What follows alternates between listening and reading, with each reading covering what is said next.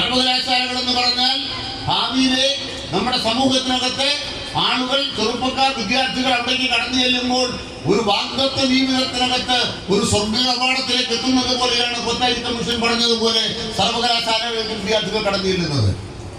ആ സർവകലാശാലകൾ പഠിച്ച് വിദ്യാഭ്യാസത്തിന്റെ ബിരുദവുമായിട്ട് പുറത്തിറങ്ങി അപേക്ഷ കൊടുത്തു കഴിഞ്ഞാൽ 3 ആഴ്ചത്തേക്കാണ് നമ്മുടെ സർവീസുകൾ ജോലി കിട്ടുന്നതെങ്കിലോ കേന്ദ്ര സർക്കാർ സർവീസിൽ ആരെയും നിയമിക്കുന്നില്ല. കേന്ദ്ര സർവീസിൽ തന്നെ പുറം കരാർ നിയമനമായിരിക്കുന്നു. റിട്ടയർ ചെയ്തവരെ നിയമിക്കുന്ന സംവിധാനം ശക്തിപ്പെട്ടിരിക്കുന്നു. ഇവിടെയാണ് തൊഴിലില്ലാത്ത ചെറുപ്പക്കാർ പറയുന്നത് ഞങ്ങൾക്ക് ജോലി വേണം. ഇടതുപക്ഷ ജനാധിപത്യമാണ് കേരളത്തിലെ സർക്കാർ. ഡിവൈഎഫ്ഐ വിശ്വസിക്കുന്നത് ഒരു മുതലാളിത്ത വ്യവസ്ഥയ്ക്ക് നമ്മുടെ നാട്ടിലെ മുഴുവൻ പേർക്കും പണി കൊടുക്കാമെന്നല്ല. അങ്ങനെ തെറ്റിദ്ധാരണ ഡിവൈഎഫ്ഐക്കില്ല. പക്ഷെ കേരളത്തിലെ പിണറായി സർക്കാരിന്റെ കാര്യം പറഞ്ഞു. എന്താണ് പറഞ്ഞത്? 1957 ഇവിടെ ഗവൺമെന്റ് വന്നു. ആ ഗവൺമെന്റിനെ മുളയിലെ നുള്ളിക്കളയാൻ വിമോചന സമരം നടത്തി. 1989 ജൂലൈ 31 ആ വിമോചന സമരം വിജയിപ്പിച്ചത്. വിജയിപ്പിക്കുന്നതിന് പണം മുടക്കിയത് ബ്രിട്ടീഷ് ഗവൺമെന്റ്, വിജയിപ്പിക്കാൻ പണം മുടക്കിയത് അമേരിക്കൻ ഗവൺമെന്റ്, അമേരിക്കയുടെ രഹസ്യ പോലീസ്, അമേരിക്കയുടെ CIA. നമ്മുടെ ഈ കേരളത്തിൽ നിന്നും കോൺഗ്രസിന്റെ നേതാക്കന്മാർ പല ആളുകളെയും അമേരിക്കയിലേക്കും ഇംഗ്ലണ്ടിലേക്കും കൊണ്ടുപോയി അവിടെ പരിശീലനം നടത്തുന്നു. എന്താണ് പരിശീലനം? കമ്മ്യൂണിസ്റ്റ് പാർട്ടിക്കെതിരെ എങ്ങനെ പ്രസംഗിക്കണം, EMSനെതിരെ എങ്ങനെ പ്രസംഗിക്കണം. EMSനെ EMUഷി ഇയല് പോലെ പറപ്പിക്കും. EMSനെ EMUഷി ഇയല് പോലെ പറപ്പിക്കും. അന്നത്തെ ഒരു മുദ്രാവാക്യം അതായിരുന്നു, ചാത്തൻ പൂട്ടാൻ പോകട്ടെ, ചാത്തൻ പൂട്ടാൻ പോകട്ടെ, ചാക്കോ നാട് ഭരിക്കട്ടെ. വിമോചന സമരത്തിന്റെ മുദ്രാവാക്യമായിരുന്നു. ഇന്ന് ഈ വിമോചന സമരം ഓർക്കാൻ കാരണം എന്താണ്?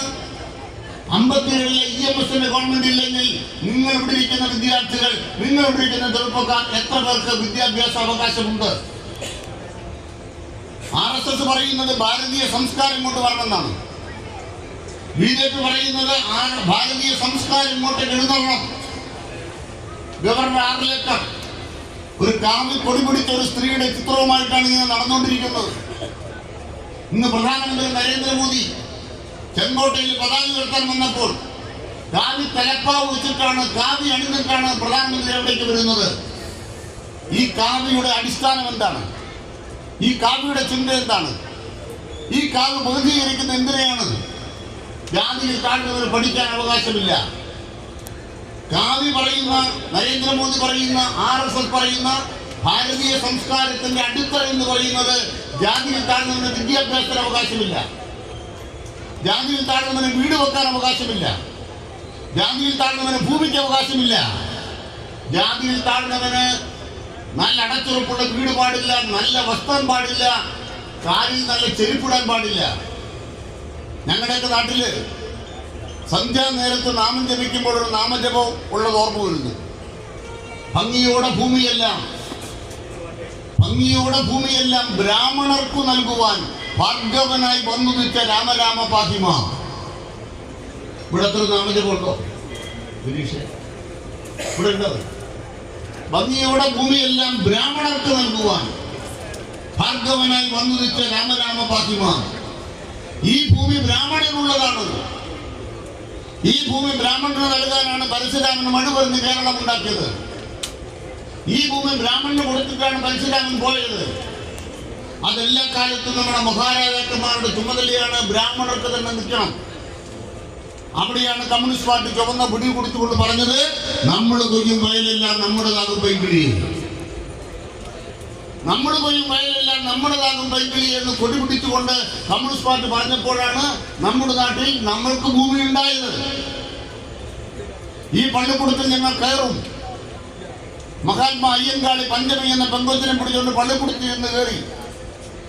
അന്നത്തെ സവർണ തമ്പുരാക്കന്മാർ രാജഭരണകാലത്ത് പള്ളിക്കൂടം കത്തിച്ചു. പക്ഷെ അത് കഴിഞ്ഞ് 57-ലെ കമ്മ്യൂണിസ്റ്റ് പാർട്ടിയുടെ ഗവൺമെന്റ് വന്നപ്പോൾ എന്ത് ചെയ്തു?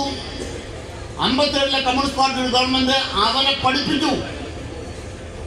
പഠിപ്പിക്കാൻ ചെന്നപ്പോൾ അവിടുത്തെ ഉച്ചക്കഞ്ഞി കൊടുക്കാൻ തുടങ്ങി. അപ്പൊ കുറെ ആളുകൾ ചോദിച്ചത് വേസ്റ്റ് അല്ലേ? സ്കൂളിൽ ഉച്ചക്കഞ്ഞ് കൊടുത്താൽ ഈ ഉച്ചക്കഞ്ഞ് പഠിച്ചിട്ട് പിള്ളേർ വീട്ടിൽ പോകത്തില്ലേ? ഇവരെയൊക്കെ പഠിപ്പിച്ച എന്താ കാര്യം? ഇന്ന് 57-ലെ ഗവൺമെന്റിനെ കുറിച്ച് ഓർക്കുമ്പോൾ, 57-ലെ ഗവൺമെന്റ് കഞ്ഞി കൊടുത്തതിനെ കുറിച്ച് ഓർക്കുമ്പോൾ, ഇന്ന് കേരളത്തിൽ പിണറായി സർക്കാർ അംഗനവാടികളിൽ ബിരിയാണി കൊടുക്കുന്നു എന്നതിലേക്ക് കേരളം മാറി എന്നുള്ളത് നാം തിരിച്ചറിയണം. എന്റെ ഉപ്പാപ്പയ്ക്ക് ആനയുണ്ടായിരുന്നു എന്ന് പറഞ്ഞ് 57-ലെ EMS ഗവൺമെന്റും അതിനുശേഷമുള്ള ഗവൺമെന്റുകളും ഉണ്ടാക്കി വെച്ചതോർത്ത് ഞങ്ങൾ പുളകം പോവുകയല്ല, ഞങ്ങൾ വർത്തമാനം പറയുകയാണ്. ഇന്നത്തെ വർത്തമാനം പറയുകയാണ്. 57-ലെ EMS ഗവൺമെന്റ് കഞ്ഞി കൊടുത്തു തുടങ്ങിയതാണ്. അന്ന് 2ാം ക്ലാസ് പഠിച്ച് കൊച്ചു വീട്ടിൽ പോയി. ചെല്ലും 3ാം ക്ലാസ് പഠിച്ചിട്ട് തോറ്റ് വീട്ടിൽ പോയി. 2ാം ക്ലാസ്സിൽ പഠിച്ച് തോറ്റവര് വീട്ടിൽ ചെന്നു. 3ാം ക്ലാസ് പഠിച്ച് തോറ്റവര് വീട്ടിൽ ചെന്നു. കുറെ കഴിഞ്ഞപ്പോൾ അവർക്ക് പ്രായമായപ്പോൾ കല്യാണം കഴിച്ചു. കല്യാണം കഴിച്ചപ്പോൾ 2ാം ക്ലാസ്സിൽ തോറ്റ അമ്മയ്ക്ക് ഡിഗ്രി പാസ്സാകുന്ന മക്കളുണ്ടായി. 3ാം ക്ലാസ്സിൽ തോറ്റ അച്ഛന് കലക്ടറാകുന്ന മക്കളുണ്ടായി എന്നുള്ളതാണ് 57-ലെ EMS ഗവൺമെന്റ് നേട്ടമെന്ന കാര്യം നിങ്ങൾ മറന്നുപോകരുത്. ഭാരതീയ സംസ്കാരം, ഭാരതീയ സംസ്കാരം, ഭാരതീയ സംസ്കാരം എന്ന് നിലവിളിച്ചുകൊണ്ടിരിക്കുന്ന BJPക്കാരോട് ചോദിക്കുന്നു, ഇന്ത്യ രാജ്യത്ത് പാവപ്പെട്ടവന്, ജാതിയിൽ കാണുന്നവന്, ഹിന്ദു മതത്തിൽ തന്നെ ബഹുഭൂരിപക്ഷം വരുന്ന പട്ടികജാതിക്കാരന്, പട്ടികവർഗക്കാരന്, പിന്നോക്കക്കാരന് വിദ്യാഭ്യാസം കൊടുക്കുന്ന ഏതെങ്കിലും ഒരു നിയമം ഇന്ത്യയിലുണ്ടോ? നിങ്ങൾ ചിന്തിച്ചുകൊണ്ടിരിക്കുന്നത് മത പരിവർത്തന നിരോധന നിയമം, നിങ്ങൾ ചിന്തിച്ചുകൊണ്ടിരിക്കുന്നത് ലവ് ജിഹാദുമായി ബന്ധപ്പെട്ട വിവാദം, ഇല്ലെങ്കിൽ ഗോവധ നിരോധന നിയമം. നിങ്ങൾ ചിന്തിച്ചുകൊണ്ടിരിക്കുന്നത് നമ്മുടെ നാട്ടിൽ ആളുകളെ മതപരമായി ഏകീകരിച്ച് വർഗീയമായി ഭിന്നിപ്പിക്കാൻ ആവശ്യമായ നിയമനിർമ്മാണങ്ങൾ. 57-ലെ കമ്മ്യൂണിസ്റ്റ് പാർട്ടി ഗവൺമെന്റ് വന്നപ്പോൾ ഒരു കാര്യം ചെയ്തതാണ്, ഭൂമിയില്ലാത്തവർക്ക് ഭൂമി. 2ാമത്തെ കാര്യം വിദ്യാഭ്യാസ നിയമം. 3ാമത്തെ കാര്യം കമ്മ്യൂണിസ്റ്റ് പാർട്ടി ചെയ്തതെന്താണ്? പണിയെടുക്കുന്നവന് കൂലി. പണിയെടുക്കുന്നവന് കൂലി. ഇന്ത്യ രാജ്യത്തെ കേരളത്തെ പോലെ പണിയെടുക്കുന്നവർക്ക് കൂലി കിട്ടുന്ന മറ്റൊരു സംസ്ഥാനമുണ്ടോ?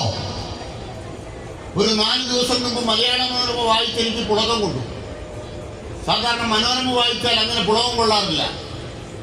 4 ദിവസം മുമ്പ് പുളകം കൊള്ളാൻ കാരണം എന്താണ്? ഒരു ടീച്ചർ കുട്ടികളെ പഠിപ്പിക്കുന്നു. ആ ക്ലാസ് മുറിയിലേക്ക് നോക്കിക്കൊണ്ട് ഒരാൾ നിൽക്കുകയാണ്. തമിഴ്നാട്ടിൽ നിന്ന് വന്ന ഒരാളാണ്. പുല്ല് ചെത്തിക്കൊണ്ടിരിക്കുകയാണ് അദ്ദേഹം. പക്ഷെ ക്ലാസ് മുറിയിലാണ് നോട്ടം. കുറെ കഴിഞ്ഞപ്പോൾ ടീച്ചർ ഇയാളെ വിളിച്ചു പോവാ, എന്താ ഇങ്ങനെ? ഞാൻ M.Ed പാസ്സായ ആളാണ്, തമിഴ്നാട്ടുകാരനാണ്. നിങ്ങളെന്താ അവിടെ പോയി ജോലി ചെയ്യാത്തത്?